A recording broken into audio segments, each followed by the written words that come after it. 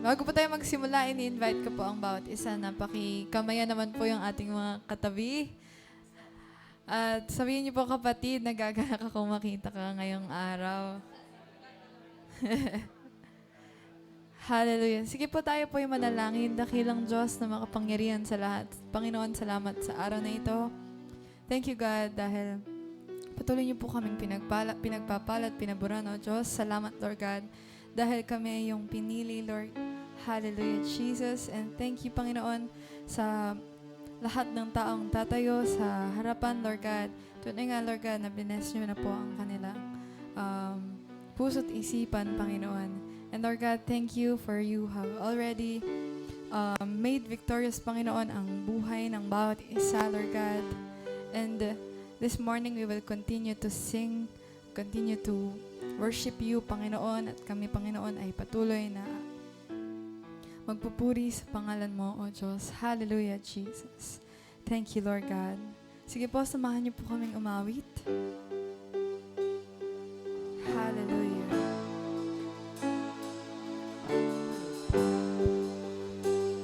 Yes, Lord God, we worship you. We exalt your name, Panginoon. Our Father everlasting, beyond creating one, God Almighty, and through your Holy Spirit, conceiving Christ the Son, Jesus our Savior. Minsan pa po mga kapatid. Our Father everlasting, beyond created one, God Almighty. Through your Holy Spirit, conceiving Christ the Son, Jesus our Savior.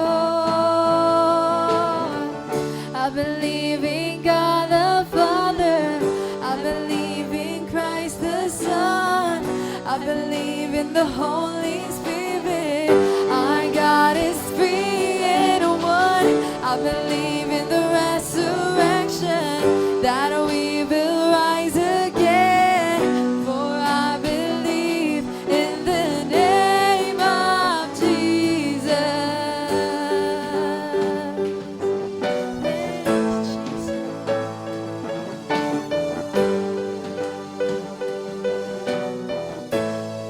Let's sing. Our judge and our defender suffered and crucified. Forgiveness is in you. Tended into darkness, you rose in glorious light. Forever seated high. Minsan pa mga kapatid, our judge and our defender suffered and crucified. Forgiveness is in you. Descended into darkness, you rose in glorious light. Forever seated high. I believe in God the Father, I believe in Christ the Son, I believe in the Holy Spirit. Our God is three in one. I believe in the resurrection, that we will rise again. For I believe in the name of Jesus. I believe in God the Father, I believe in Christ the Son, I believe in the Holy Spirit. Our God is three in one. I believe in the resurrection, that we will rise again. For I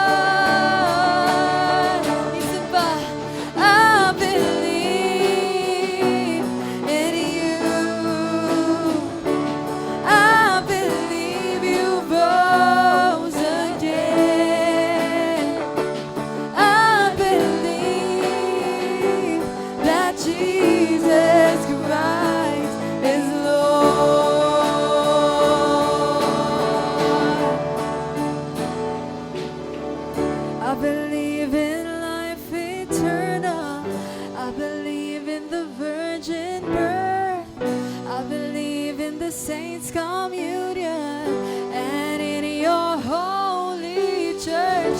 I believe in the resurrection when Jesus comes again. For I believe in the name of Jesus. I believe in life eternal. I believe in the virgin birth.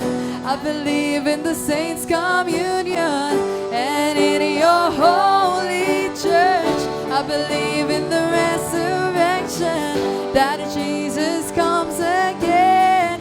For I believe in the name of Jesus.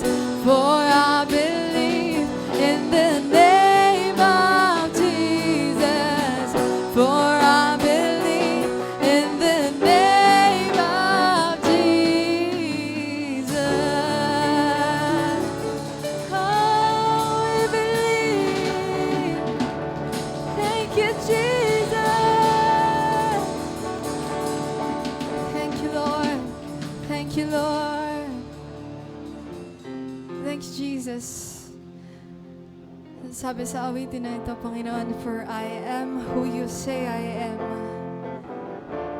Wala nang ibang mga tanggal kung sino kami sa paningin mo, O Diyos.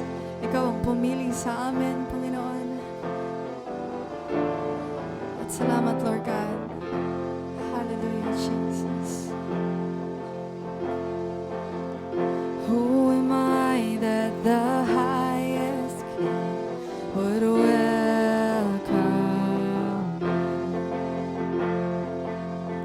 I was lost, but He brought me, and know His love for me. Oh, His love for me. Listen, people. Who am I that the highest King would welcome me? I was lost, but He brought me, and oh, His love for me.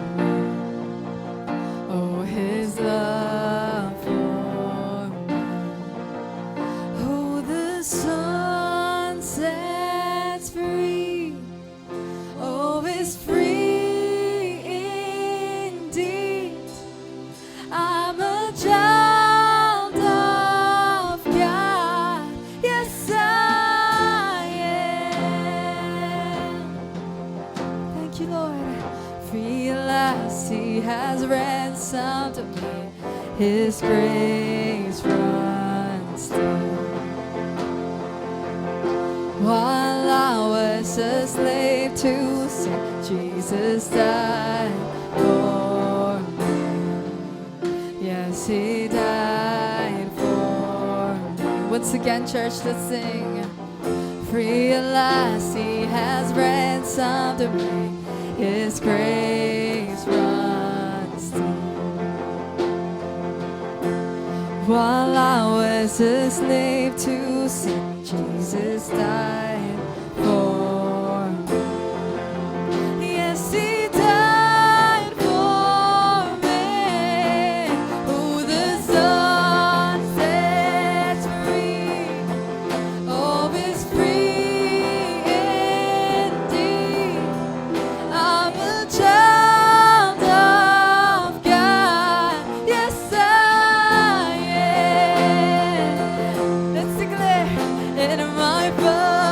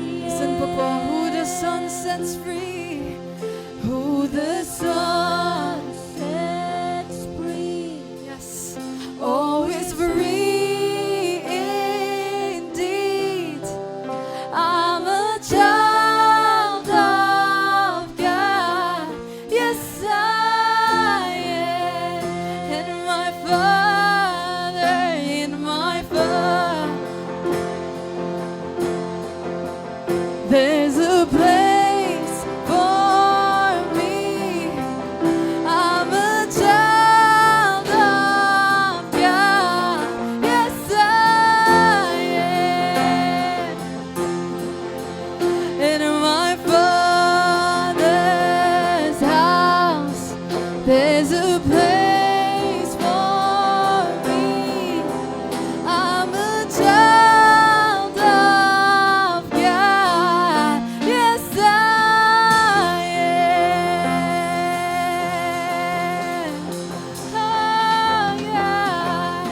Indeed, yes, I am.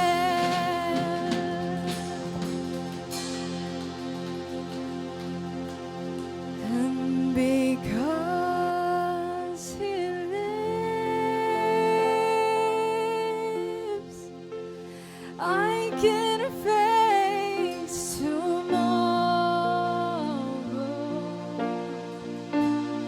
Because He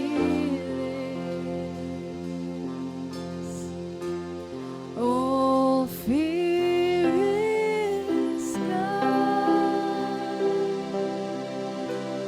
And because I know He holds my future. And life is worth the living just because He lives. And because He lives, I can face tomorrow. Because He lives, all fear is gone, Jesus. And because I know He holds my future.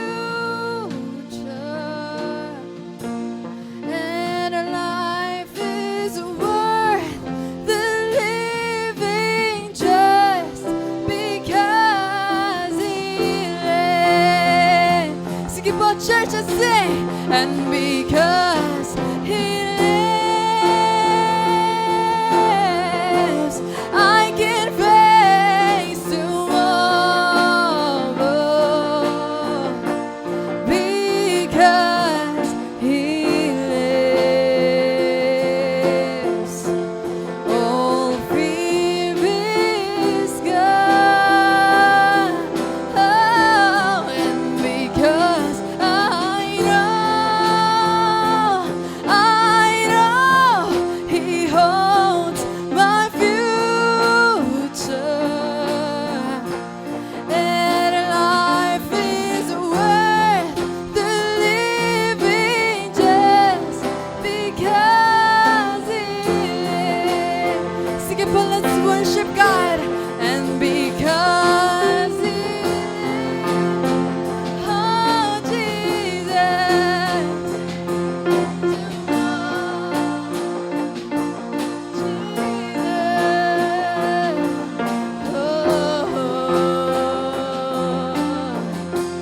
all fear is gone. And because I know He holds the future. And life is worth the living just because He lives. And because He lives, I can face tomorrow. Sige po. Because He lives, all fear is gone. And because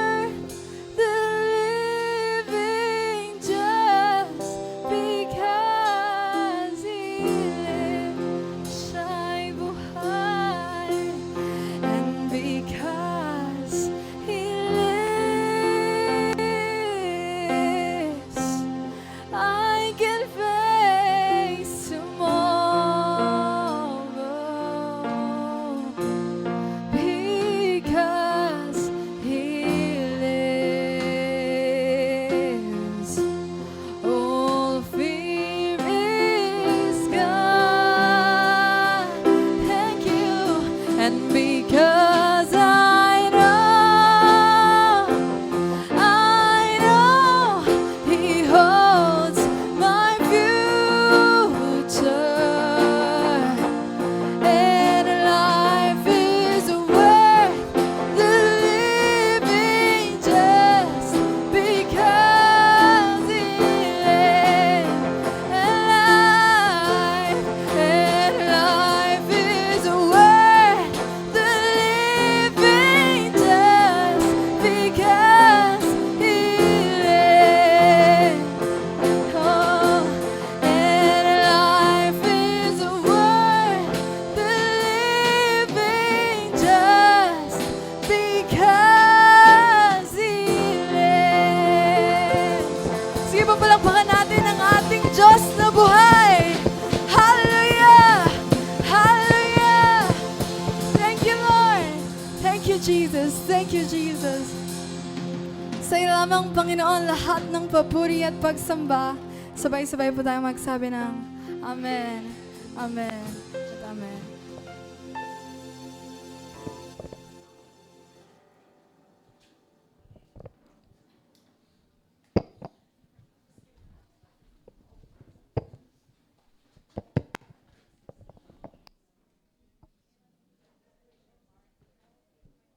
Ayan. Hello. Sound. Okay, good morning sa bawat isa. Good morning po sa mga ngayon lang po namin nakasama. Welcome po kayo, no? Mga relatives mo ni Tito Santi. Galing po sila sa Isabela po ba 'yon? Isabela. Welcome po kayo, mga taga Isabela. No? Ayan. Okay, napakaganda pong awitin. Totoo nga po dahil po ang Panginoon Jesus ay nabuhay. At tayo po ay dahil po sa pagkabuhay ng Panginoon Jesucristo, tayo po ay binigyan din ng buhay. Kaya mapakahalaga po na makita natin kung ano ginawa ni Kristo sa krus ng Kalbaryo. Siya po ay namatay para sa ating mga kasalanan upang tayo po bayaran niya ang ating mga kasalanan at tayo po iligtas sa tiyak na kapahamakan at siya po ay muling nabuhay, umakyat sa langit ang pangako niya. Ang sino mang sumasampalataya sa Kanya ay Kanyang babay.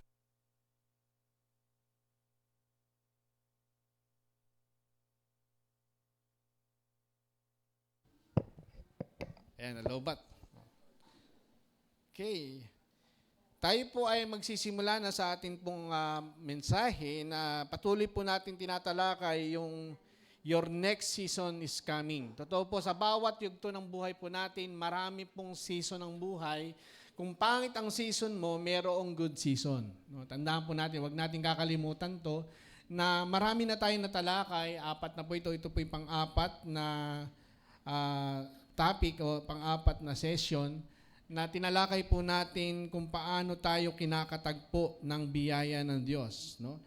Pag-aralan po natin na tinalakay po natin, grace finds you from the story of Noah. Pangalawa, grace finds you in the story of Abraham. And pangatlo, nung nakaraan, ay grace finds you from the story of Jacob.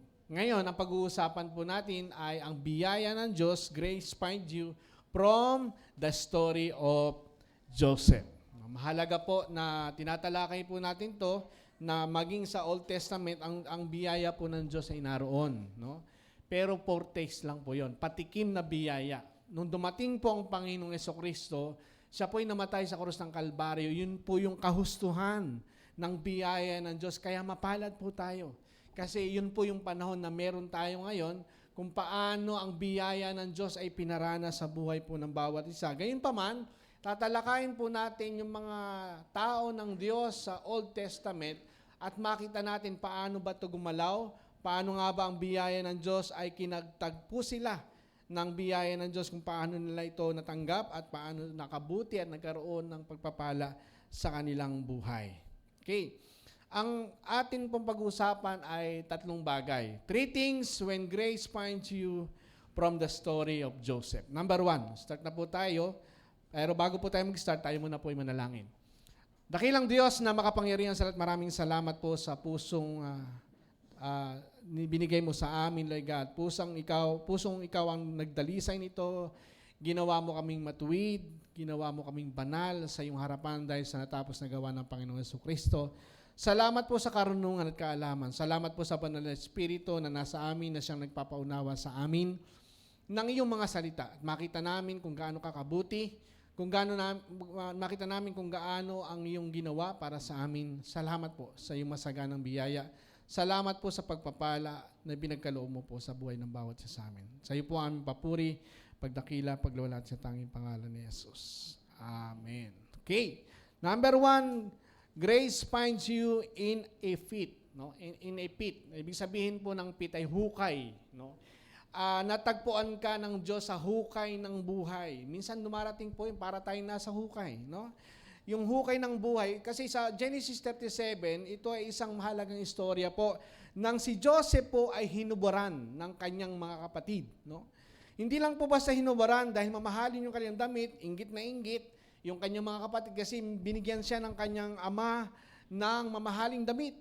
Nung sila po ay nasa sa isang lugar, ay hinubaran siya ng kanyang mga kapatid at hinulog sa balon.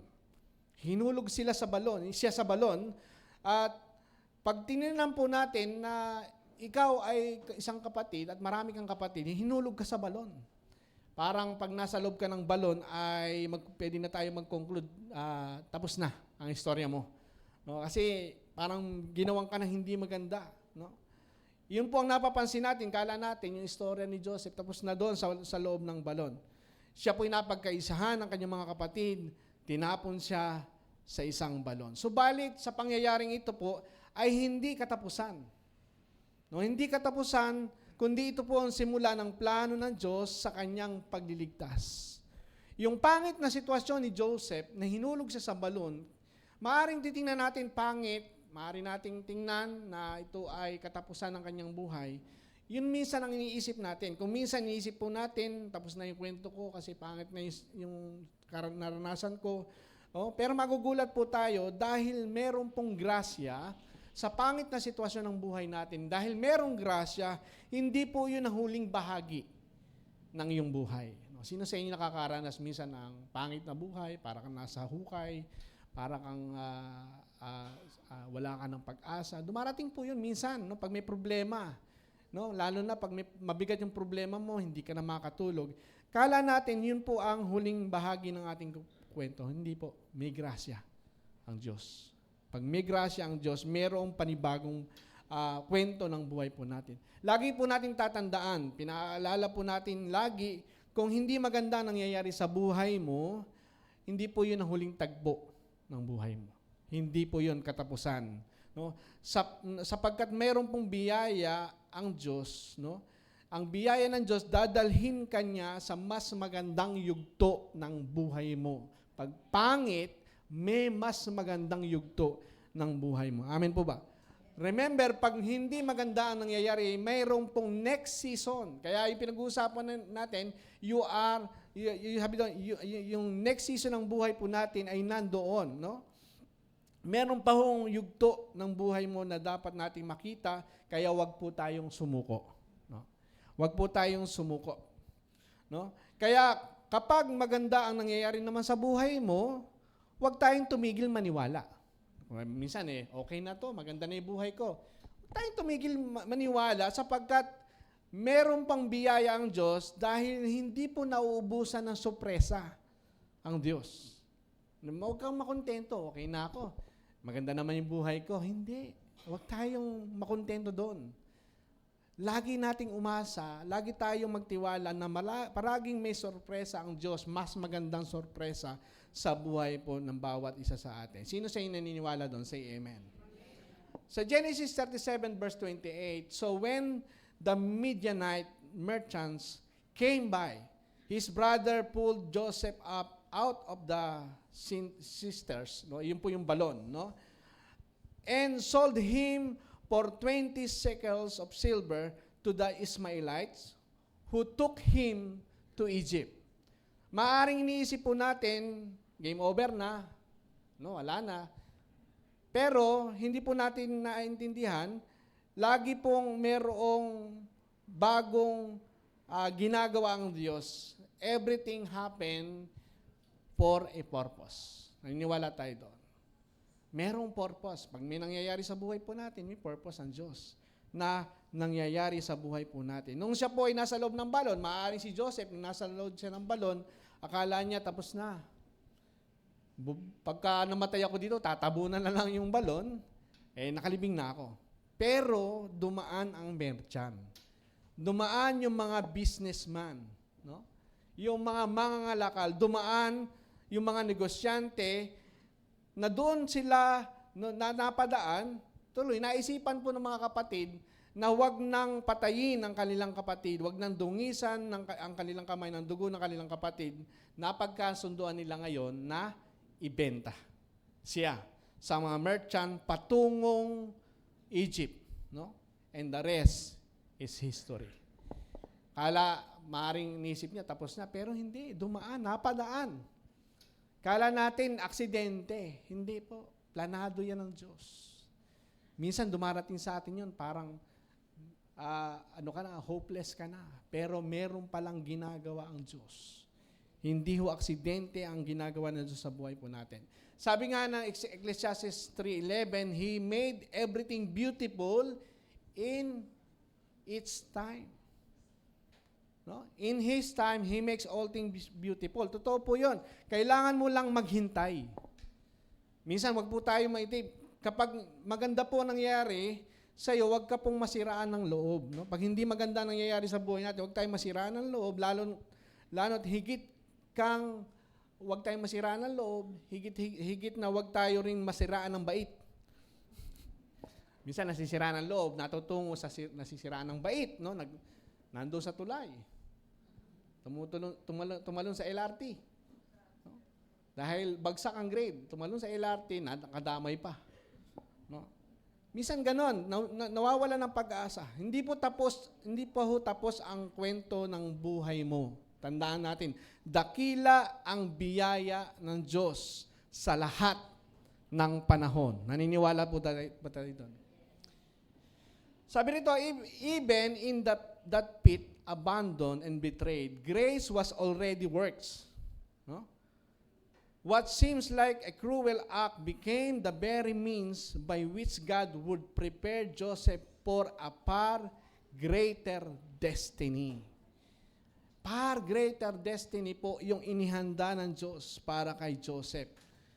No? Sino po nakakakita nito?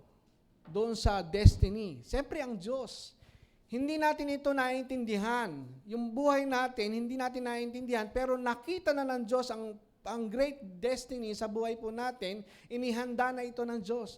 Hindi natin nakikita, pero dahil naniniwala tayong mabuti ang Diyos, sa lahat ng panahon, kailangan lang nating magtiwala sa Diyos. Alam natin, hindi tayo ipapahamak ng Panginoon. Tama? Wala siyang nilayon na ikapapahamak ng kanyang anak. Kaya ang dulo, laging mabuti ang Diyos. Dahil ang Diyos po ay mabuti sa lahat ng panahon. Say amen. Saan po naganap ang greatness ni Joseph? Saan? Yung greatness, yung katanyagan. Saan nangganap yung greatness ni Joseph? Hindi po ba sa Egypt? Kung hindi siya hinulog sa balon at hindi napadaan ng merchant, mapupunta ba siya sa Egypt? Hindi. Planado yan ng Diyos. No? Napunta siya sa Egypt kasi yung greatness na dapat para sa kanya, doon mangyayari. Kaya siya napunta doon. No? Wala po sa kaisipan ni Joseph na ito yung mangyayari sa buhay niya. Hindi man sumagi sa kanyang kaisipan dahil kasama iyan sa plano ng Diyos. Hindi niya alam yon. Ang Diyos na nakakaalam nito, kailangan lang magtiwala. No? Maraming bagay na hindi po natin naiintindihan. No? Maaaring hindi po natin naiintindihan ng mga iba't ibang bagay, pero naiintindihan ko po ang tao, maraming iba't ibang damdamin pagdating sa mga hukay ng buhay. No? Minsan marami tayong tanong, Lord, bakit ako? Why, Lord? Bakit nangyari to sa akin? Bakit nangyari to sa pamilya ko? No? Why me, Lord? Why me? Sino gusto mo? Kasi iba-iba po yung ating sitwasyon ng buhay. Iba-iba. At iba-iba rin po ang tanong natin. Okay lang po magtanong. Di ba sabi ko nakaraan, okay lang po magtanong. Pero patuloy tayong magtiwala sa Diyos. No? Patuloy tayong magtiwala sa Diyos. Hindi natin naiintindihan ng maraming bagay. Kung ang Diyos naman ay magpaliwanag, maaring hindi rin natin maintindihan sapagkat higit po yung kaisipan ng Diyos kaysa sa atin. No? Ang kailangan lang po natin, magtiwala tayo sa Kanyang kalooban. Dahil napakarunong po ng Diyos, tanda po natin, napakarunong ng Diyos para magkamali. Kaya wag nating questionin ng Diyos, Lord, bakit naman ganyan? Napakarunong po ng Diyos para magkamali. Napakabuti po niya para siya ay maging malupit. Hindi po malupit ang Diyos. Hindi man natin nakikita ang kanyang mga gawa o mga plano sa buhay po natin. Tandaan po natin, God is good all the time. Amen? Mabuti po ba ang Diyos? Sabi mo sa iyong katabi, mabuti ang Diyos. The same divine favor followed Joseph when he was wrongfully imprisoned in Egypt.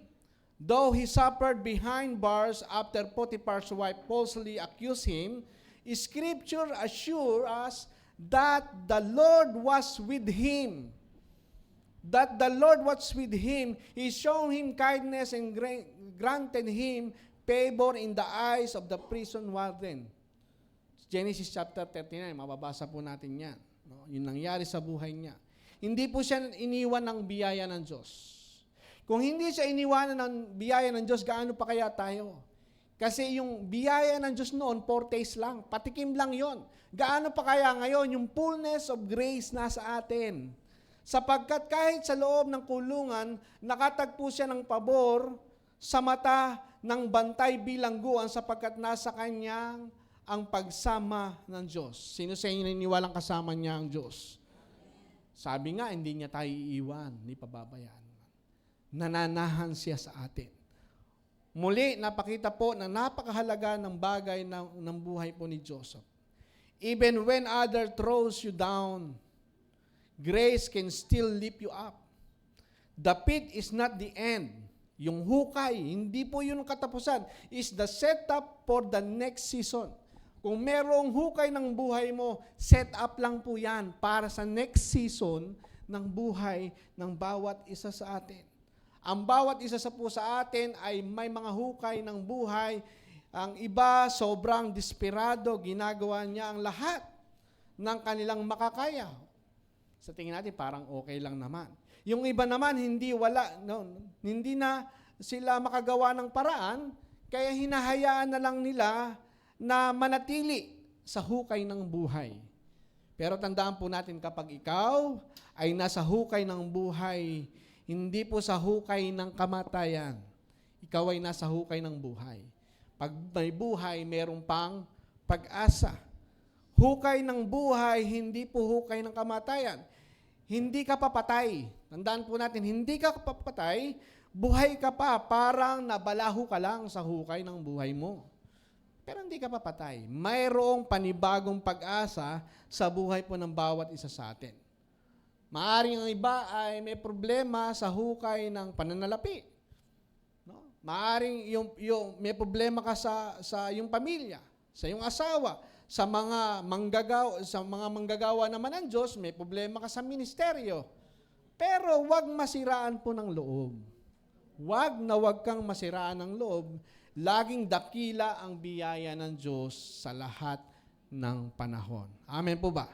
Sabihin nga po natin, in Christ, my next season is coming. Okay, Psalms 105:17, sa Genesis 41 din po ito, underscore this sovereign upholding of grace. Tingnan po natin. He sent a man before them, Joseph, who was sold as slave. No? Tingnan po natin, kung iniisip mo na parang malaki ang kamalasan sa buhay, no? Sa buhay ni Joseph, pinagkaisahan siya ng kanyang mga kapatid, parang malas. No? Yung pinagtaangkang patayin ng iyong mga kapatid. Sa kahuli-huli naisipan ng mga kanyang mga kapatid na ibenta siya sa merchant papuntang Ehipto parang naiisip mo na ito ay kamalasan o siphayo ng buhay. So, yun po ang tingin natin. Siphayo ng buhay na ikaw ay traidorin ng iyong kapatid. Pagtangka ang patayin, ihulog ka sa balon, tapos ibinenta ka. Siphayo po yung buhay. Mapakasakit po, Kuya Eddie. Sa mga kapatid, dapat tulong-tulong. Nagmamahalan. Pero sa kanya, hindi. Pero hindi po miserable ang buhay ni Joseph. Ang sabi ng Bible, he sent a man before them, Joseph, who was sold as slave. Alam po natin na naging ang takbo ng istorya, maaaring ay ba hindi masyadong alam ang istorya ni Joseph, pero makikita po natin to later on na ang istorya ni Joseph ay napakaganda dahil sa biyaya ng Diyos. Dahil sa biyaya ng Diyos. Siya'y nakulong upang makarating sa entablado ng kanyang buhay. Kung nandun po siya sa kay Potiphar, hindi po siya nakulong, hindi niya makikilala ang paraon. Hindi po niya makikilala ang paraon. Hindi niya maipapaliwanag ang panaginip ng paraon at hindi niya maipapaliwanag ang panaginip ng dalawang kasamahan niyang nakakulong. Hindi mababalitaan ng paraon na meron palang Jose na nasa kulungan 2 taon na nakalipas na nagpaliwanag ng kanyang cupbearer. Hindi po mangyayari yon. Kaya lahat ng siphayo ng buhay ni Joseph, ito po yung nagdala sa kanya sa entablado ng kanyang pagiging greatness. Sa kanyang pagiging great sa buhay niya. At nakita po natin the rest is history. Nakita po natin, naging maganda. Joseph story, beautifully is illustrate. Totoo po yun. All things work together for good. Kala natin pangit, pero lahat ng bagay ang Diyos ang gumagawa para sa ating ikabubuti. Sabi rin ng 2 Corinthians 12:9, my grace is sufficient for you, for my power is made perfect in weakness. Sa panahon na tayo po'y mahina, merong biyaya ang Diyos na nagbibigay sa atin ng kalakasan.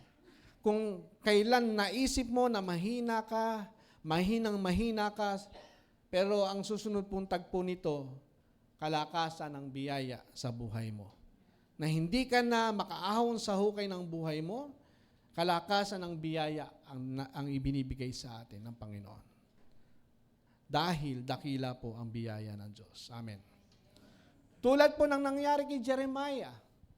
Si Jeremiah was thrown into muddy cistern by angry court official because of his prophecy. Jerusalem in its temple would be destroyed by Babylonians. Yun po yung kanyang nangyari sa buhay niya dahil nagpa-prophesy siya na mangyayari sa Jerusalem at sa templo nito, ang tao'y nagagalit sa kanya. Hinulog siya sa balon. Hindi lang po balon, maputik pa. Muddy cistern na balon. Si Jeremiah ay tinapon sa maputik na balon. Galit na galit po yung mga opisyal ng korte dahil sa kanyang propesiya na ang Jerusalem po ay mawawasak ang templo, at na ito'y anuhin ng Babylonia, sasakupin ng Babylonia. Dahil sa propesiya, ang tao ay nagagalit sa kanya. Pero sinasabi lang naman niya ang katotohanan. Sino sa inyo minsan ganon? Sinasabi mo ang katotohanan sa kanya, tanggapin mo si Kristo sa buhay mo. Bakit? Pare-pares lang tayo. Di ba ganon? Isa lang ang dulo nito. Iba-iba lang ang daan. Di ba mayroon ganon? Yung bang binabahaginan mo ng salita ng Diyos, galit pa sa'yo. Ano sabi mo? Kung ayaw mo nga, diwag. Tingnan po natin, bakit siya tinapon sa balon? Dahil ang tao nagagalit sa katotohanan ng salita ng Diyos. Kapag ang tunay na mga ngaral ay nagpapahayag ng katotohanan, siya po ay kinamumuhian ng mundo. Yun po ang katotohanan. Kapag nagpapahayag ka ng katotohanan at tumatayo ka sa katotohanan, maraming tao hindi matutuwa sa iyo. May mga magagalit, may mga maiinis, may mga lalaban sa iyo, may mga basher. Galit po sila sa iyo. May mga magsasalita laban sa iyo. May mga hindi sasang-ayon sa iyo. Pero lakasan po natin ang ating loob. Kapag kakampi mo ang Panginoon, walang sino man ang laban at mananaig sa iyo. Amen po ba? Because God is with us, who can be against us? Yan po ay naging kalagayan ni Propeta Jeremiah. Binigkas lang niya ang pinasasabi ng Panginoon sa kanyang puso. Matapat, walang labis, walang kulang. Yun po yung ginawa niya, pero hinulog siya sa balon na mapuputik. 627 BC, inihula niyo po ni Propeta Jeremiah, ang Jerusalem ay aatakihin ng Babylonia, sisirain ng templo at ang matitirang buhay ay dadalhing bihag sa Babylonia at wala pong naniwala sa kanya. Walang naniwala sa kanya. May mga taong ayaw ng katotohanan pero meron namang naniniwala. Pero kakaunti lang po yon. Mas maraming mga tao ang gusto po nila ng good life, ang gusto nila ay mga bagay ng kamunduhan, pero kapag kinumpronta mo sila ng katotohanan ng salita ng Diyos, hindi po sila mapakali. No? Sila po ay nagagalit sa iyo. Pilit niya lang pinatitigil, stop. Minsan ganun, nag-share ka lang ng gospel, sa'yo na lang yan. No? Pinipigilan kang mangaral ng katotohanan. Tingnan po natin, 586 BC, naganap po yung hula ni Propeta Jeremiah sa utos at pangunguna ni King Nabucodonosor ng Babylonia.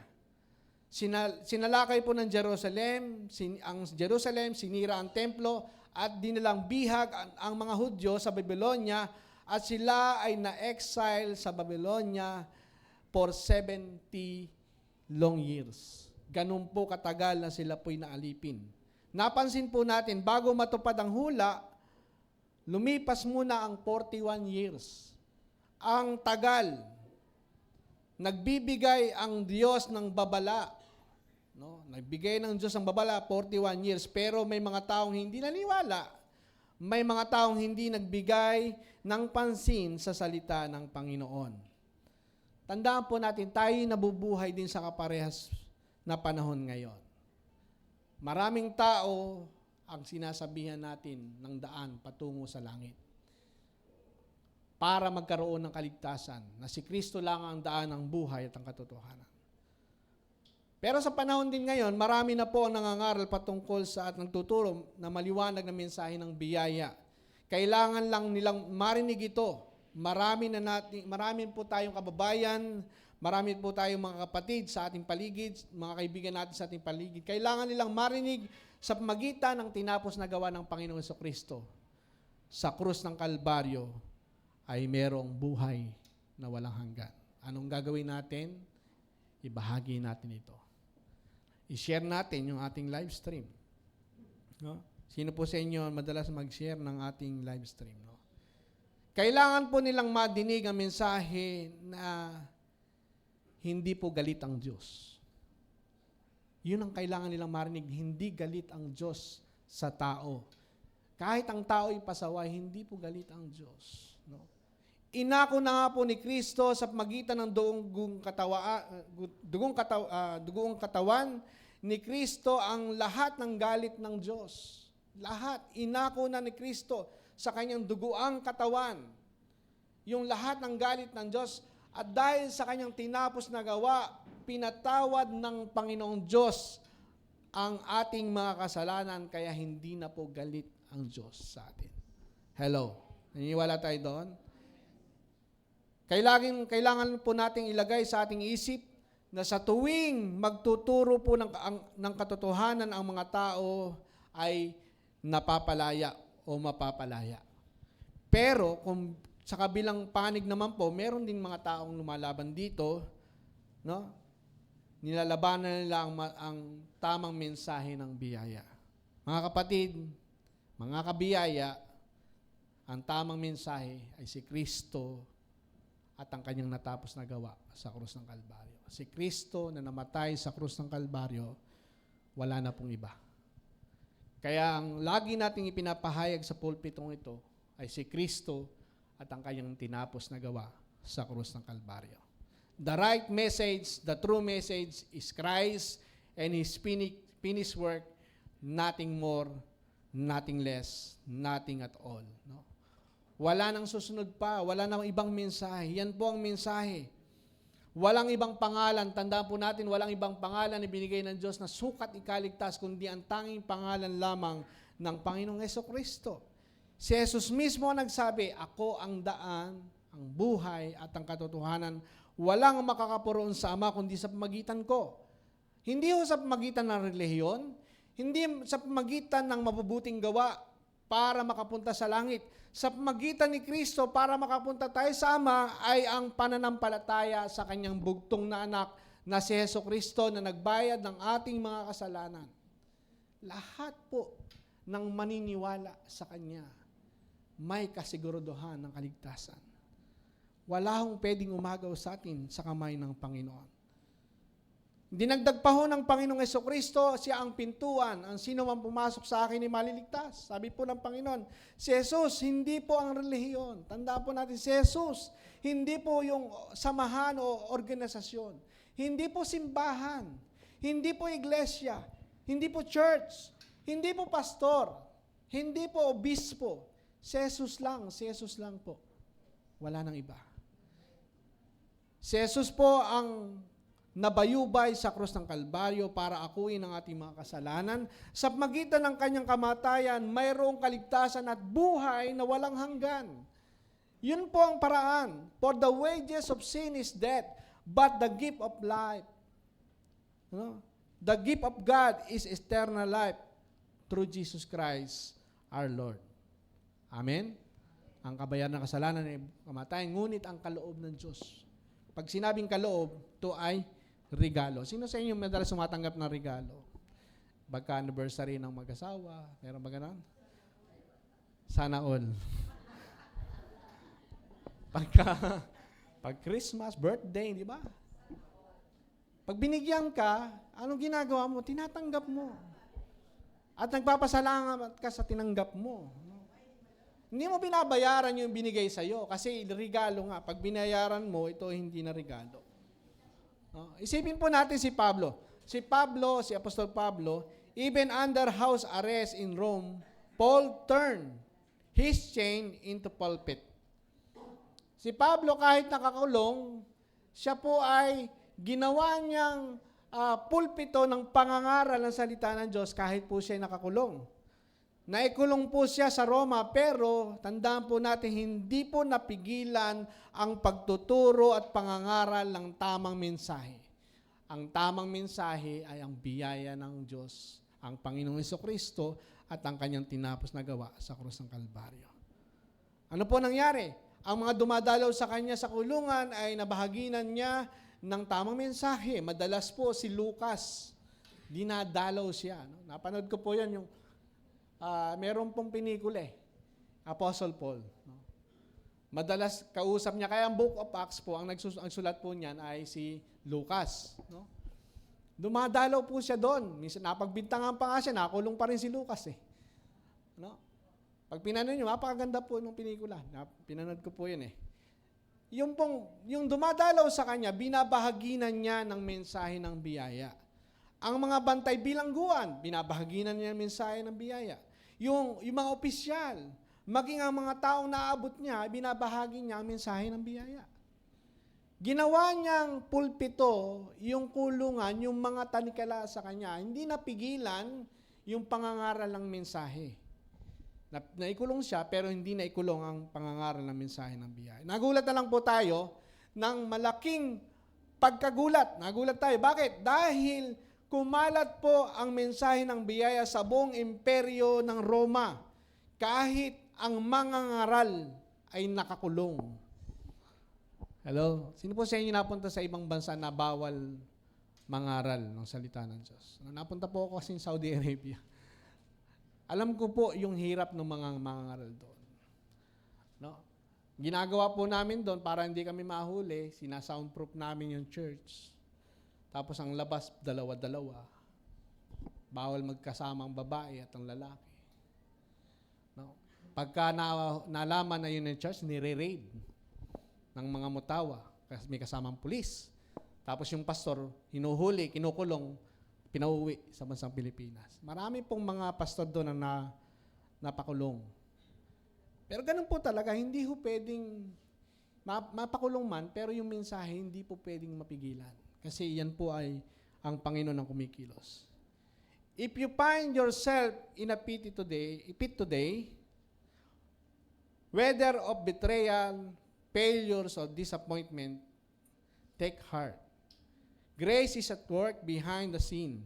Look for an unexpected kindness, divine favor, and door opening in the darkness. No? Doors opening. Marami pong pintuan na bubuksan ng Diyos kahit sa madilim na sitwasyon ng buhay mo. No? Dahil laging may magagawa ang biyaya ng Diyos sa lahat ng panahon. Remember, the pit is not your destination but the launching pad for your next season. Because grace finds you in the pit so that it can lift you up into extraordinary. Amen? Kung ikaw ay nasa hukay ng buhay, hindi po yan ang final destination ng buhay mo. Dadaanan mo lang yan. Huwag kayong mag-stay. Daanan mo lang ang problema. Daanan mo lang. Mag-move on ka. Minsan may problema tayo, nasa hukay tayo ng buhay. Hindi tayo makawala sa mga problemang ito. Ang sabi ng Panginoon, daanan mo lang yan dahil dakila po ang biyaya ng Diyos patungo sa next season ng buhay mo. Ang magandang balita, ang next season ng buhay mo, ikaw po ay malakas, malusog, masigla, pinagpala at pinaburan at mabubuhay ka ng mahaba. Amen? Ikaw ay pinagpala, ikaw ay pinaburan. Sabi mo sa iyong katabi, you are charito. We are charito. Okay? Pangalawa, grace stay with you in the process. May proseso ng buhay. Ang biyaya ng Diyos ay nag-stay sa iyo sa panahon ng paghihintay. Di ba pag may proseso, naghihintay ka? Pag nagluto ka ho ba ng cake, naghihintay ko po ba? O kinakain mo na yung masa, inip na inip ka na eh.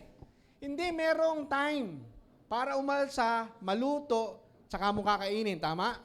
Ang problema, ito po ang malaking problema ng bawat isa sa tao. Kung aaminin lang po natin, minsan yan po ang problema. Yung kakayahang maghintay. Yung hindi ka maiinip. Kasi ang tao ngayon, maiinipin. Maiinipin po ang tao ngayon dahil marami pong mabibilis na pangyayari na po sa buhay natin ngayon. Maraming mabibilis. Nung isang araw, wala kang boyfriend. Makalipas na 1 linggo, may boyfriend ka na. No? Kasi naiinip ka na. Tapos na yung kalendaryo ng buhay ko. Ngingitian mo na, pag sumakay ka ng jeep, ngingitian mo na lahat. Kasi naiinip ka na. Marami na rin pong mabibilis ngayon. Nasasakyan, mabibilis. Dati, kartela lang. Sino sa inyo nasakay ng kartela nung araw? No? Yung kartela, yun nga, kalesa, tinatawag. Yung iba, yung ngayon, mabibilis na yung sasakyan. Ngayon, dati mabagal. Dati yung kalsada, bako-bako. Ngayon, sementado, bako-bako pa rin. Meron ganun, di ba? Pero mabilis na, tama? Meron pong mga mabibilis na sasakyan. Meron pong, pero noon ng panahon, pagka sumakay ka, natulog ka, pagising mo, andun ka pa rin. Kasi mabagal. Pero ngayon, mabibilis na po. No? Kaya ang mga tao ngayon, wala na pong pasensya. Pero nung araw, mahaba yung kanilang pasensya. Yung mga nanay, nung araw, kapag nagluto ng sinampalukan, ano ginagawa? Iutusan yung anak, o Junior, umakyat ka ng sampalok. Pumitas ka ng sampalok, ilalaga iyon, tsaka pipigain, tsaka ilalagay doon sa pinakuloang pinanlambot na baboy.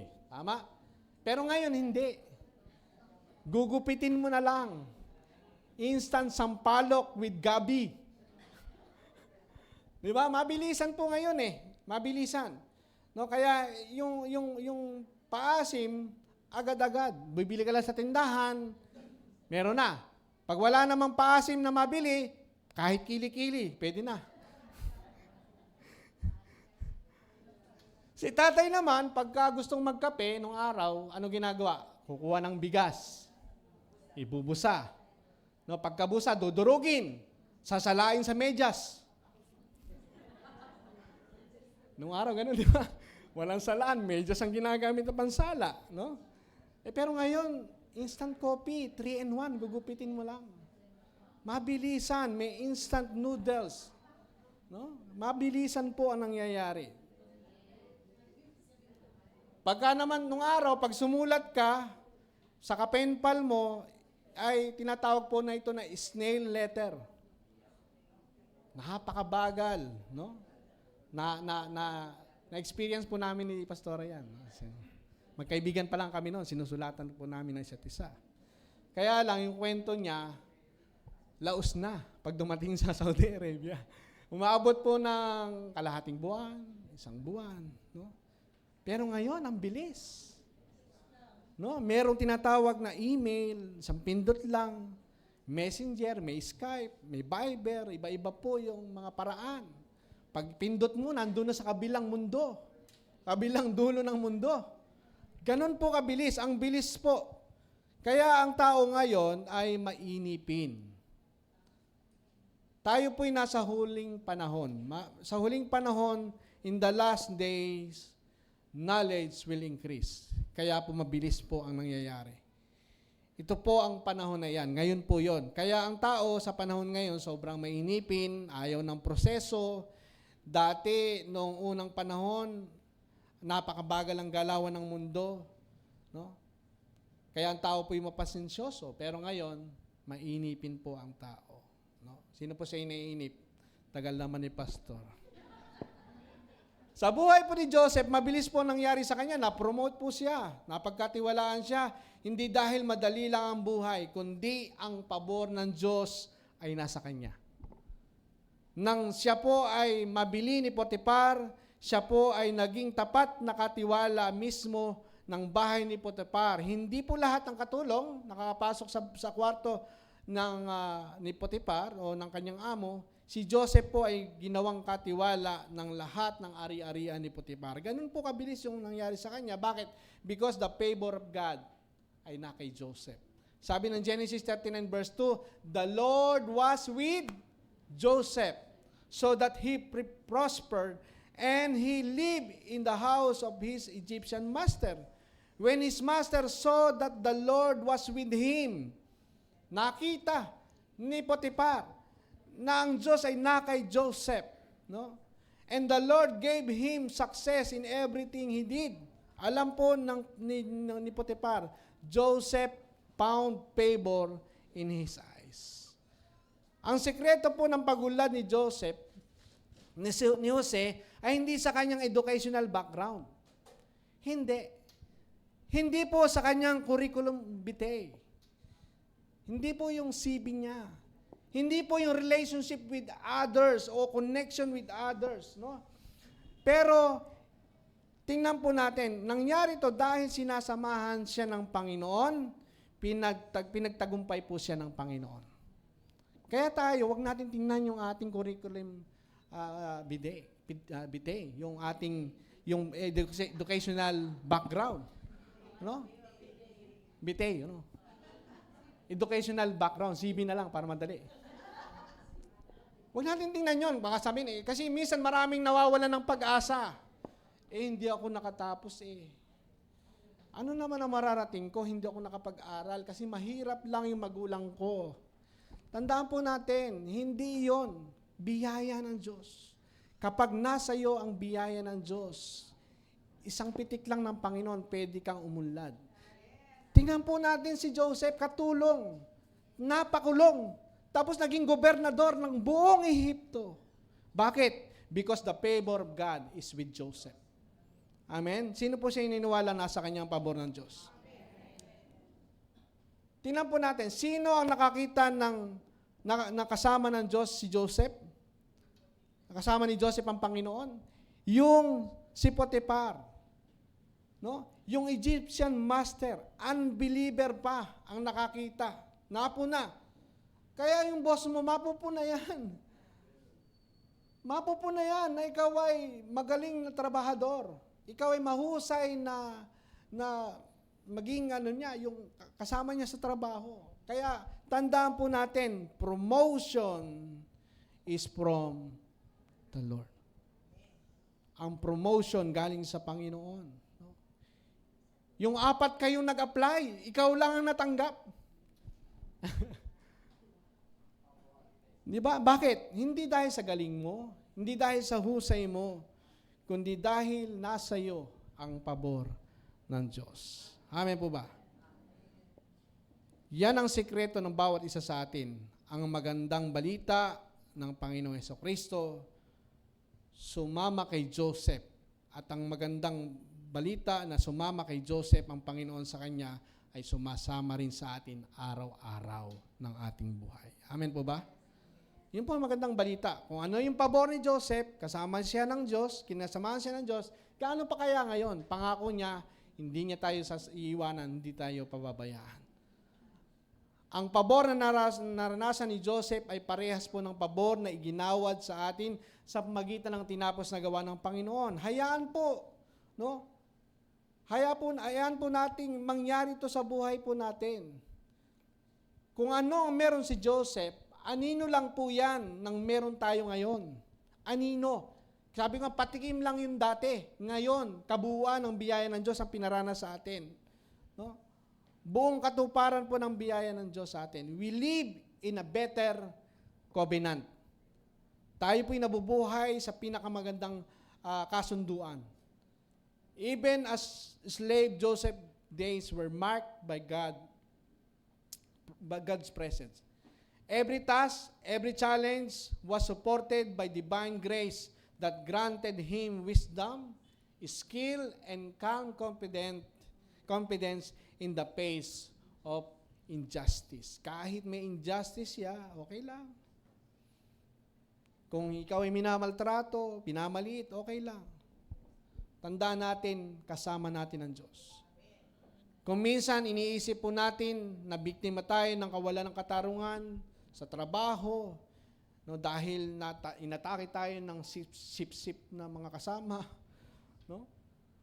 Sa kapaligiran po natin, ginagalawan, kung minsan ay yung ginagalawan natin sa paligid, marami po ang mga inggitero, no? Pagka-inggit, pikit, no? Ganun minsan eh. Kung minsan nagkakaroon tayo ng problema, hindi lang sa trabaho, minsan sa loob ng pamilya, tandaan natin, hindi po natutulog ang Diyos. Nakikita ng Diyos ang lahat na nangyayari sa buhay ng bawat isa sa atin. When Potiphar's wife falsely accused him and he was thrown into prison, life got harder, but God's presence remained with him. Yung biyaya ng Diyos, yung presensya ng Diyos, nag-i-stay sa kanya. Amen? Tandaan po natin na maging katulong sa bahay, mahirap po yun. No? Pero yung mas mahirap kay Joseph, pinakulong pa siya. Pinagbintangan siya. Sa kasalanan hindi niya ginawa. Yun po mahirap yung ginawa mo lahat, naging tapat ka sa amo mo, tapos pinagbintangan ka. Pinakulong ka pa. Mahirap po yun. Pero nag-stay po siya sapagkat nag-stay po siya nagtitiwala sa Panginoon. Genesis chapter 21, but the Lord was with Joseph and shown him mercy, and he gave him favor in the sight of the keeper of the prisoner. Nakulong man siya, pero may pabor ang Diyos sa kanya. Para doon sa keeper of yung sa bantay kulungan, nagkaroon siya ng pabor. Kaya binigay ng Diyos ang pabor dahil hawak ng Diyos ang puso ng tao. Ang Diyos po ang nagbigay nito. Di ba? Kung gusto natin ng pabor sa ating mga boss, sino ang pwedeng gumalaw nito? Yung Diyos. Kasi kahit puso ng hari, kayang kilusin ng Panginoon. Kaya hindi mo kailangang sumipsip. Hindi mo kailangang manira Hindi mo kailangang mamuliti ka, kailangan mo lang magtiwala sa Diyos. No? Dahil kapag kinanti ng Diyos ang puso ng sino man, makakatagpo ka ng pabor na ibibigay at binigay ng Panginoon sa buhay mo. In the dark cell, grace did not remove the hardship, but kept Joseph faithful, strengthened in his heart, and held him, encouraged others prisoners. Whether Joseph went whether in the palace or in the prison, grace walked with him. Kahit saan tayo pumunta, hindi tayo iiwanan ng biyaya ng Diyos. Amen po ba? Kahit mapunta ka ng Amerika, no? Kasama mo ang biyaya ng Diyos. Something happened with Daniel. Sabi to, same thing happened with Daniel. Si Daniel naman po ay naharap siya sa isang sitwasyon na hindi maganda. When Daniel faced the fury of lions, the text assure us that my God sent His angel and shut the lion's mouth. Yan po yung naranasan ni Daniel. Kahit dinala siya sa kulungan ng mga leon. Pero ang Diyos po ang nagpatikom ng mga bibig ng mga leon. Sa buhay po na ito, saan man tayo matagpuan, ina-assure po ng salita ng Diyos. Hindi niya tayo iiwanan. Hindi niya tayo pababayaan. Hindi po tinakasan ni Daniel ang pagsubok, kundi ang biyaya ng Diyos ang nag-ingat sa kanya at nagligtas sa kanya. Yun po ang kailangan nating gawin ay magtiwala sa biyaya ng Diyos. Hindi po pangako ng Diyos na hindi ulan. Hindi magkakaroon ng bagyo. Ang pangako ng Diyos, umulan man o umaraw, hindi kanya iiwanan. Hindi kanya pababayaan. Like Shadrach and Abednego. Si Shadrach, Meshach, and Abednego were not spared the fiery furnace, yet the fourth figures are resembling as a son of the God walk with them in the blaze. No? Yung sinamahan sila. Sabi nga ng mga scholar, yun po ay si Jesus Christ. Sinamahan sila ng Panginoon sa naglalagablab na apoy. No? 7 ulit na pinainit yung pugon, hindi sila nasunog, hindi naging amoy usok. Yung kanilang mga damit at kanilang mga buhok, no? amoy cream silk pa rin. No? Hindi sila na bakit? Kasi sinamahan sila ng Diyos. Tandaan po natin, hindi pinangako ng Diyos na walang pagsubok. Hindi niya ipinangako na wala tayong pagdadaan ng pag-uusig. Walang pagsubok na dumating sa atin na hindi dinanas ng lahat ng tao. Tapat ang Diyos na hindi niya tayo susubukin sa ating makakaya. Sa halip pagdating ng pagsubok, binibigyan niya tayo ng lakas upang mapagtagumpayan iyon. Hindi po sinabi ng Diyos na walang basher. Meron. May mga basher, yung mga ayaw sa'yo, kaya nga hindi nagla-like, hindi nag-heart.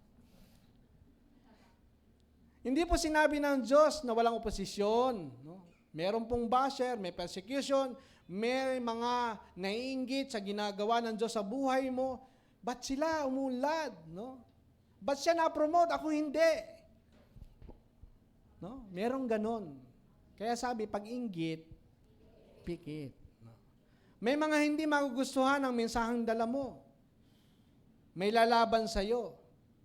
No? Hindi tayo exempted.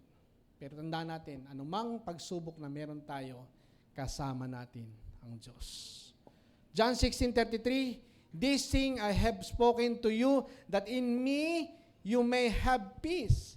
In the world you will have tribulation." Anong sa mundong ito merong tribulation. But be on good cheer, I have overcome the world. Kung na-overcome ni Jesus Christ ang world, at si Jesus Christ ay nasa iyo, ano ang mangyayari sa iyo? You overcome the world. No? Nadaig po ng Panginoon ng mundo, wala ka nang dapat ipag-alala, nasa panig ka ng mananagumpay, nasa panig ka ng tagumpay, wala nang makakagapi sa iyo. No? The victors lives inside you and you become more than conquerors through Christ Jesus our Lord. Amen. Isinama ka ng Panginoon sa parada ng kanyang tagumpay. At ang bango ng halimuyak ng tagumpay ay nasa iyo. Kaya wala kang dapat ipangamba dahil dakila ang biyaya ng Diyos. Amen? Grace doesn't remove your struggle. It stay with you through them. Joseph had favor in every step, and the same grace is yours. In work, waiting, or hardship, when trouble comes, remember, you won't face it alone. God's grace is always with you. Ano po ang nasa inyo? God's grace is always with you. Sabihin po sabihin po natin, God's grace is always with me. Ulitin po natin, God's grace is always with me. Do you believe in that? Naniniwala po ba kayo? Nangyayari lang po yan sa mga naniniwala. Okay. Pangatlo, grace position you for a deliberate season. Ano po ba yung deliberate? Ang biyayang naglalagay sa iyo sa tamang kapanahunan. In short, hindi po tsamba. Hindi po nagkataon lang nangyayari sa iyo. Ang ibig sabihin, yan po ang ibig sabihin ng deliberate. Planado. Planado yan ng Diyos. No? Yung sinadya yan ng Diyos. Pag sinabing deliberate, sinadya. Planado, hindi po tsamba. Kasi nakaplano ang pagpapala ng Diyos sa iyo. Nakaplano ang magandang buhay para sa iyo. Para sa iyo lang po ito dahil ikaw ay na kay Kristo. No? Sino man ang na kay Kristo, merong magandang plano ang Diyos sa buhay mo. When Pharaoh removed his signet ring and dressed Joseph in a fine linen, Joseph journey from pit and prison reached God. It's God. Appointment, high point. Tingnan po natin. Then Pharaoh said to Joseph, I hereby put you in charge of all, hindi lang po kaunti lang, all the whole land of Egypt. Ibinigay sa kanya ang lahat ng pamamahala sa buong Ehipto. Tingnan po natin, yung pinagdaanan ni Joseph, hindi natin may kukumpara doon sa magandang plano ng Diyos sa buhay niya. Pinagkatiwala sa kanya, in Pharaoh put Joseph in charge of all land of Egypt. Yan po yung biyaya ng Diyos. Nakakamangha, di po ba? Kamangha-mangha. Parang makalaglag pa nga. Di ba? Wow! Di ba? Ganun po yung namamangha eh. Nakakatuwa yung mata mo naluluwa. Kapag alam mo na hindi ikaw, biyaya ng Diyos yan. Namamangha ka sa ginagawa ng Diyos, parang nagulat ka na lang, wow, ano nangyari? Bakit nagkaganito? Salamat sa Diyos. Kasi biyaya yan ng Diyos. Tandaan po natin, grace positions you for a deliberate season by transforming your pain into preparation. In Joseph's case, each test false accusation, years in prison, sharp his character, hone his skill, and deepen his dependence on God. Deepen his dependence on God. Lumalim lalo yung kanyang pagtitiwala sa Diyos. Tandaan po natin, baka nasa pain ka ngayon. Sino po sa inyo nasa pain? No? Kanina, si Brad, may pain pa rin sa tuhod. No? Ano lang yan? Pansamantala. No? May pain ka ngayon sa damdamin. May pain ka ngayon sa iba't ibang kaisipan. No? Tandaan po natin, God is preparing for something greater and bigger, so never ever give up. Amen? Huwag na huwag tayong mag-give up sapagkat meron pong inihahandong magandang bagay ang Diyos sa buhay po natin. Kung minsan pinapayagan po ng Diyos na pagdaanan natin ang mga bagay na dapat nating pagdaanan para may pakilala niya ang kanyang sarili sa iyo. Siya ay Diyos. Siya nagpo-provide ng ating mga pangangailangan. Minsan ganun, hindi ka makatulong. Bayaran na. Tumaas ang kuryente, tumaas ang diesel. No? Marami po, may gera. Iba-iba po yung dumadaan sa ating kaisipan. No? Pero tandaan po natin, nangyayari yan para ipakilala ng Diyos kung sino siya. Siya ang Diyos na dakilang manggagamot pag nagkakasakit ka. Bakit ka nagkakasakit? Para malaman mo na merong Diyos na nagpapagaling. Ay, pinagaling ako ng Panginoon, tapos di ka naman nagkakasakit. Paano mo mapatutuhan ang pinagaling ka ng Panginoon? Hindi ko naman sinabing magkasakit ka para sabihin mo lang na yun.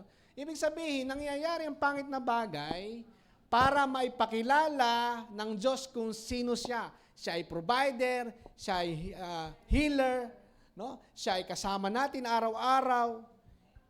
Pinakikilala niya sa iyo, no, ang kanyang sarili.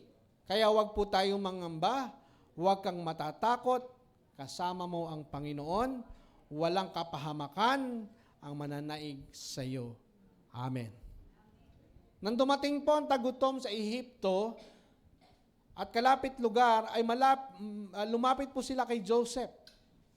Pinuno siya ng biyaya ng Diyos ng karunungan, hinubog siya sa mga karanasan, sa mga bagay na pinagdaanan niya nung nakaraan upang siya po'y maging better person. Sapagkat pinayagan ng Diyos ang mga pinagdaanan niya. No?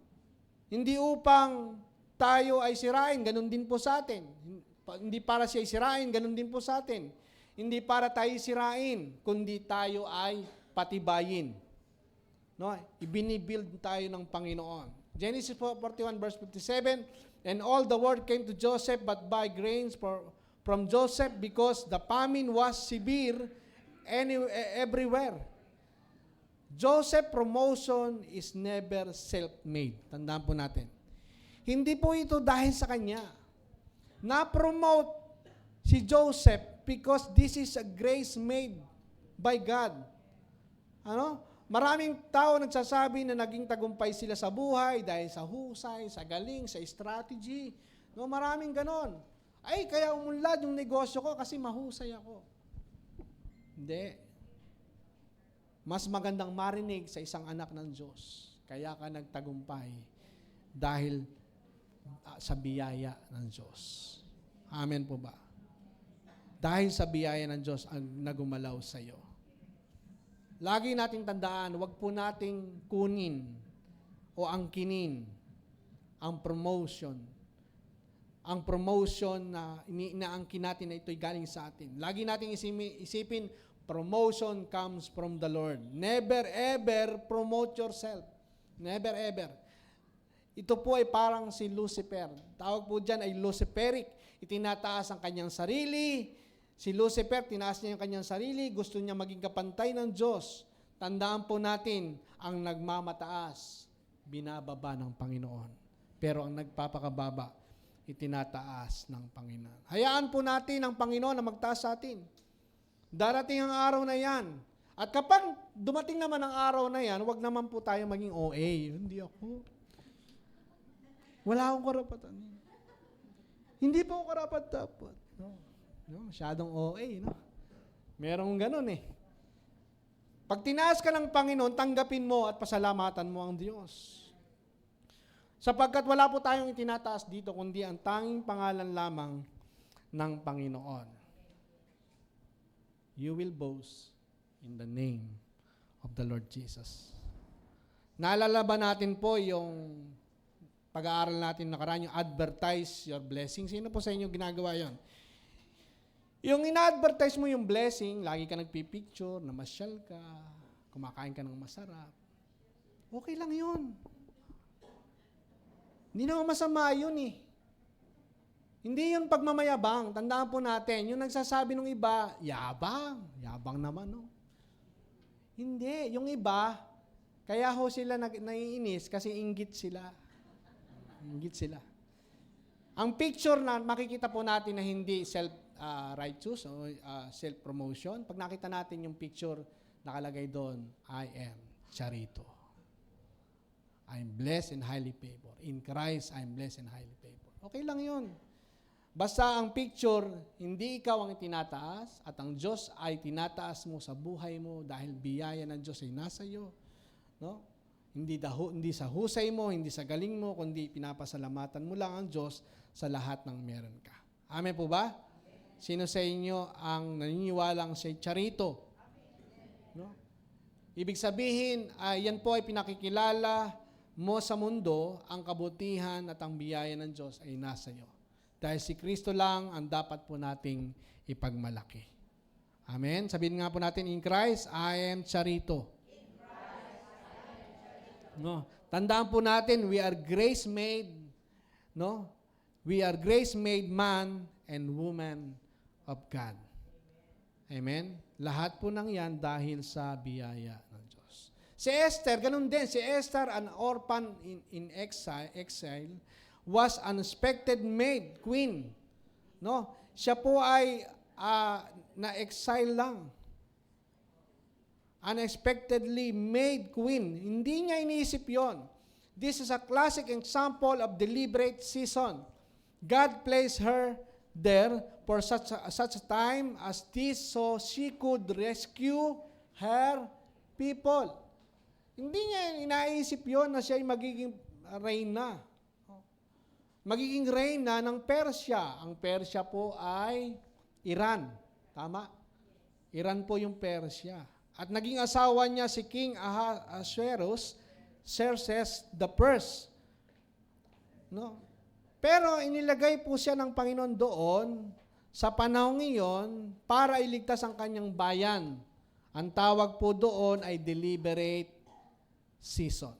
Inilagay ka ng Panginoon sa dapat mong paglagyan, meron kang purpose. Sabi mo yung isang katabi, meron kang purpose. Meron kang purpose. Dahil may intensyon ang Diyos na gawin ang nais ng Diyos sa buhay mo. Kasangkapan ka po ng biyaya ng Diyos. No? Si Daniel ganun din. Ang pananalig ni Daniel sa harapan ng mga leon, ipinakita ang kanyang pagkatao, kasanayan sa mga pinuno. Nakita ng mga pinuno dahil sa kanyang pananampalataya. Nakita ng mga pinuno kung sino siya at ang galing niya. No? Na dahil sa pananampalataya, siya ay nag-prosper sa panahon ni Haring Darius at paghahari ni King Cyrus of Persia.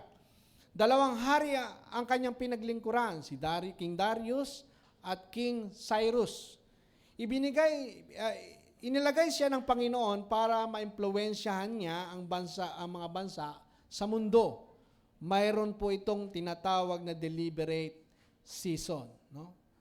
Meron po talagang, tandaan po natin, meron talagang inilagay na tao para sa politika. Tingnan mo yung katabi. Baka tatakbong kapitan yan. Kailangan po natin malaman na kailangan natin ng godly people sa politika. Hindi po tayo against politics. Ang tanong lang natin, diyan ka ba talaga nilalagay? Mahirap kung pumasok ka sa politika na hindi ka naman inilalagay diyan. Na-impluwensyahan ka lang ng sulsul ministry. Ay, winnable ka. Pwede kang presidente. No? Marami pang tumatakbo ngayon sa politika dahil sa iba't ibang motibo. Dahil sa impluwensya, dahil sa kasikatan, dahil yung iba dahil sa pork barrel, insertion. Pero ang tanong, baka hindi yan ang calling mo. Kasi yung iba, nasulsulan lang po sila. No? Binulungan. Pwede kang congressman, pwede kang kapitan, pwede kang presidente, Baka hindi po yan ang calling mo. Pero kung iyan ang calling mo, kayang-kaya kang ilagay ng Diyos sa posisyong iyan. Tama? Dahil may purpose ang Diyos sa buhay mo kung bakit ka inilagay ng Diyos diyan.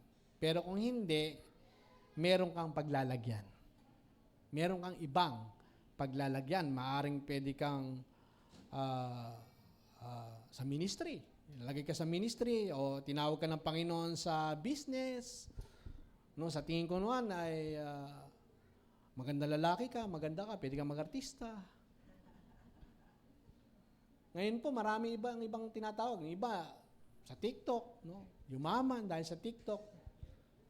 Ang iba naman, nagkatuktok. Pero alamin po natin, ang deliberate season na pinaglagyan sa iyo ng Panginoon, may purpose po yan. Merong gustong gawin ng Diyos sa buhay mo. Daniel promotion wasn't just a reward. God's placed Daniel where could shape the policy, interpret royal dreams, and guide nation by God's wisdom. Yun po ang layunin.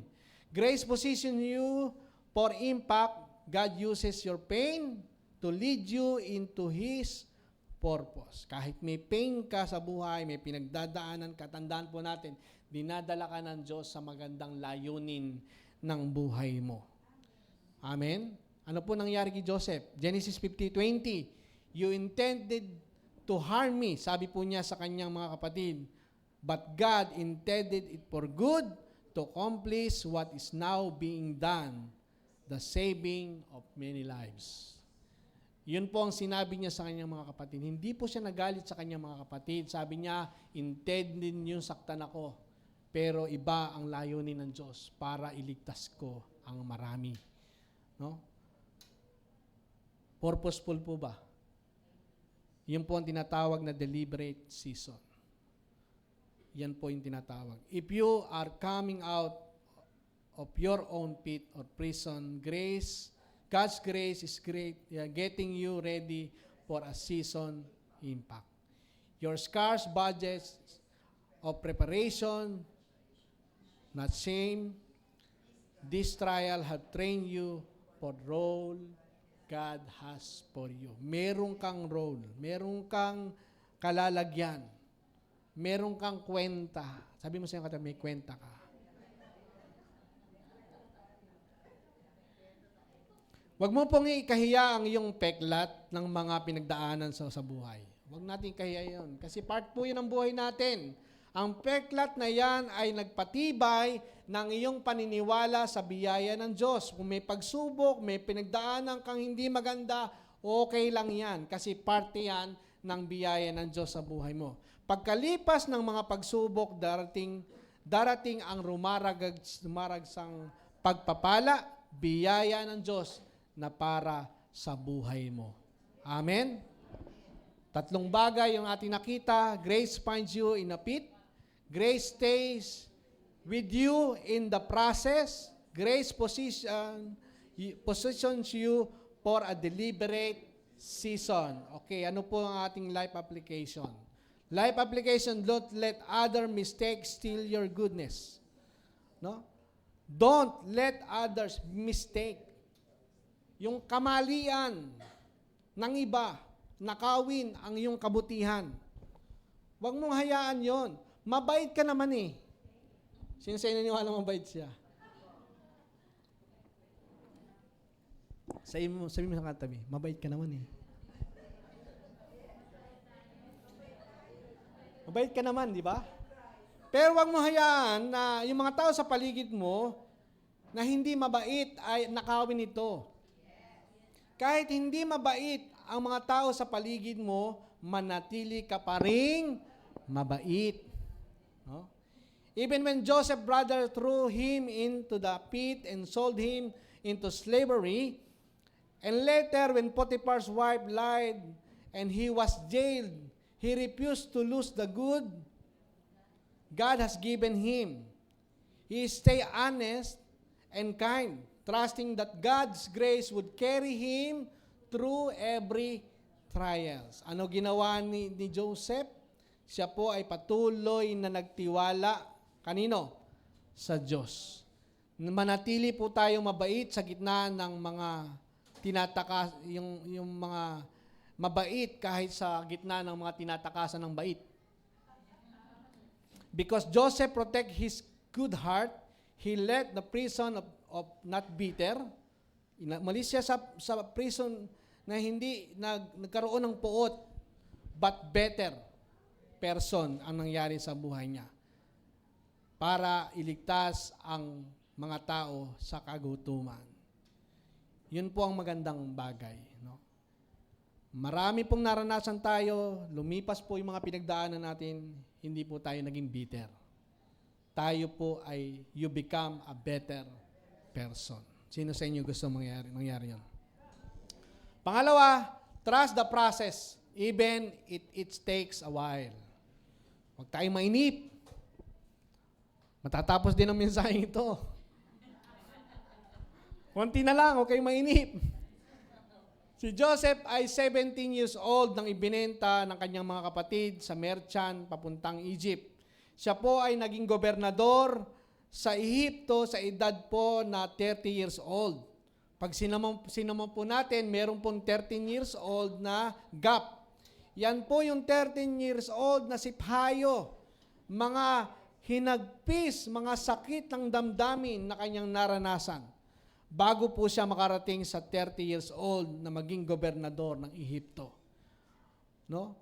Yan po yung mga iyak, yung mga hapdi at sakit, sama ng loob na kanyang naranasan, betrayal, at marami pa hong iba. Si Joseph po ay nabuhay ng 110 years. No? 110 years old, kaya nakatanggap po siya ng 100,000. I-minus po natin ang 13 years old, sinabing yung 13 years old po yung siphayo ng buhay, mga mabibigat na pinagdaanan. Pero kung susumahin po natin, 110 minus 13, ilan po? 97 years na nag-enjoy siya sa pagpapala at pagbor ng Diyos. Kumpara sa 13 years ng siphayo ng kanyang buhay. Tandaan po natin, yung 13 years po ng siphayo ng kanyang buhay, pag sinuman po sa 110 years, 11.8% lang po ito ng kanyang edad. Ang 97 years old ay 88.2%. Sa makatuwid, mas maraming mga taon ang naging masaya siya kumpara sa panahon na siya po ay malungkot na at siya umiiyak. Gaano na po yung 13 years old? 13 years. 97 para lang ito po ay, yung 13 years, para lang po ito sa parang patak ng tubig sa isang punong timba ng tubig. No? Gaano po yung 13 years kumpara sa 97 years. Kaya hayaan po natin, kung meron tayong pinagdadaanan, sandali lang po yan. Sabi mo sa katabi, sandali lang yan. Dahil mas matagal mong may enjoy ang pagpapala, ang pabor ng Diyos sa buhay mo. Sabi ng Psalms 30 verse 5, weeping may endure for a night, but joy comes in the morning. In that morning, you may enjoy the blessing and favor of God. Amen po. Laging may dilim, pag may dilim, pero pagkatapos po ng dilim, merong bagong bukas, bagong umaga. Number 3, last na po ito, step into the purpose of God has designed for you. Lumakad tayo. Hakbangan natin ang layunin ng Diyos sa buhay po natin sapagkat siya ang may design ito. When you sense God opening doors, even if you can't trace every step, hindi man natin alam to, have courage to walk through them and embrace the mission He has designed for your life. Because we are walking by faith. Lumalakad tayo sa pananampalataya. Tandaan natin, hindi po obligado ang Diyos na ipaliwanag sa atin ang lahat. Pero obligado po siya, obligado po tayo na magtiwala sa Diyos. At kung nararamdaman mo na binubuksan ng Diyos ang pintuan ng isang oportunidad dahil sa kanyang layunin, purpose o intention sa buhay mo, ang kailangan lang po natin gawin is step into it and do it by faith. Gawin natin to na may pananampalataya. And one thing you will discover, faith works even when everything fails. Amen?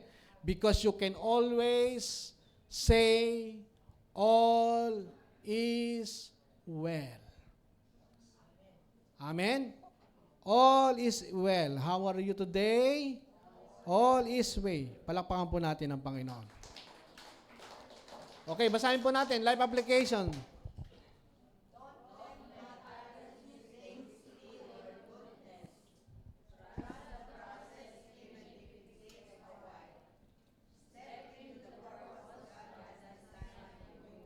Okay, don't let others' mistakes steal your goodness. Trust the process even if it takes a while. Step into the purpose of God has designed for you. The big idea is, in Christ, my next season is coming. Tandaan po natin, ang may next season lang sa buhay niya ay yung mga taong na kay Kristo. Dahil tayo nasa panahon ng balon ng kamatayan nung tayo po'y makasalanan pa. Lahat tayo pupunta sa kapahamakan. Binabahagi ko po sa inyo ito, mga kapatid, sa ngayon lang namin nakasama, mga kapatid na nandyan. Walang pwedeng mag-alis sa atin sa balon ng kamatayan.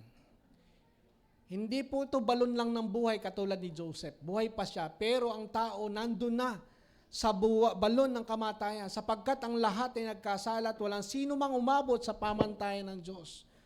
Ang kabayaran ng kasalanan ay kamatayan, ngunit ang kaloob ng Diyos ay buhay na walang hanggan. Ang tao kapag nandoon sa balon ng kamatayan, walang pwedeng mag-alis sa kanya roon kundi ang Panginoong Hesukristo.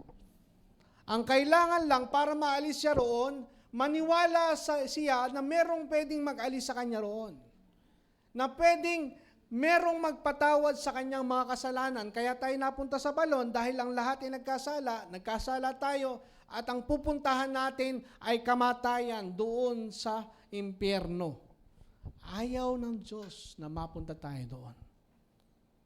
Paano tayo maalis doon? Kailangang manampalataya sa kanyang bugtong na anak. Si Kristo ang daan, ang buhay at ang katotohanan, walang makakapunta sa Ama sa pamagitan niya. Kaya ang sabi po ng Panginoon, sa mga nandito lang, ay lang namin nakasama, gayon na lamang po ang pag-ibig ng Diyos sa inyo, sa atin. Minahal tayo ng Diyos. Ibinigay niya yung kanyang bugtong na anak upang ang sino man sa kanya sumampalataya, hindi mapahamak. Ayaw ng Diyos na tayo mapahamak, kundi gusto niya na magkaroon tayo ng buhay na walang hanggan. Ang lahat ng sumampalataya sa kanyang bugtong na anak ay wala ng hatol sa kanyang sarili. Pero, ang mga ayaw sumampalataya sa kanyang bugtong na anak ay hinatulan na. Kaya sinasabi ko, lahat ng tao nandoon sa hukay ng kamatayan, nahango lang tayo dahil sa tinapos na gawa ng Panginoong Hesukristo. Sa krus, binayaran ni Kristo ang ating mga kasalanan. Sa krus, tiniis ni Kristo ang parusa na dapat tayo ang tumanggap. Ngayon, ang inasabi sa atin ng Panginoon, walang ibang pangalan na ibinigay ng Diyos na sukat ikaligtas ng tao, kundi ang tanging pangalan lang ng Panginoong Hesukristo. Bago po ako magtapos sa mensaheng ito, tayo po'y mananalangin. Kung naniniwala ka na kailangan mo ng tagapagligtas, kung naniniwala ka na ikay mapapahamak kung walang magpapatawad sa iyong mga kasalanan, ito po yung oras, ito po yung araw ng kaligtasan. Hinahayag po ng salita ng Diyos, mahal ka ng Panginoon at gusto niya na makasama ka niya sa kanyang kaharian. Kung gusto po nating matanggap ang buhay na walang hanggan, ang kaligtasang binibigay ng Diyos sa pamagitan ng kanyang bugtong na anak, isa lang po ang paraan. Tanggapin mo si Kristo sa iyong buhay bilang Panginoon at sariling tagapagligtas. Ako po'y mananalangin ng isang panalangin ng pagtanggap sa Panginoong Hesukristo. Kung kinakausap ka ng Panginoon, natanggapin ang Panginoon sa buhay mo, sundan mo ako sa iyong panalangin. At sa mga kapatid na narito na tinanggap na nila ang Panginoon, para samahan po natin sila sa pagtanggap na ito, bagamat tayo po tumanggap na hindi na dapat natin ito inuulit-ulit. Pero dahil may mga bago tayong kasama ngayon, samahan po natin sila sa panalangin ito. Tayo po'y manalangin, dakilang Diyos, na makapangyarihan sa lahat. Salamat po sa mensahe na aking narinig. Inaamin ko po na ako'y mapapahamak kasama ng aking kasalanan kung ako'y hiwalay sa Panginoong Heso Kristo. At sa oras na ito, binubuksan ko ang aking puso. Tinatanggap po kita, Panginoong Heso Kristo, sa buhay ko bilang Panginoon at sarili kong tagapagligtas. Salamat po sa masaganang biyaya na pinagkaloob mo sa buhay ko. Salamat po sa kaligtasan. Salamat po sa kapatawaran. Salamat po at ginawa mo akong mga anak mo. Salamat po sa pangalan ni Jesus. Ama, maraming salamat po sa pagkakataong ito na binigay mo po sa amin para ipahayag ang iyong kabutihan sa buhay po natin. Dinala mo kami sa next season ng buhay po namin. Dati nandun kami nakalublob sa kasalanan, tutungo sa kapahamakan. Pero yung next season ng buhay po namin ay ginawa mo dahil sa iyong anak na si Yesu Cristo. Pinatawad kami sa aming mga kasalanan, binigyan kami ng buhay na walang hanggan. Ginawa kami mga anak. Salamat po, Panginoon, sa mensahe mo sa araw na ito. Ang aming season ay nariyan at patuloy na ginagawa mo sa buhay po namin. Salamat po, Diyos. Tunay nga, Panginoon, kay Kristo, my next season is coming.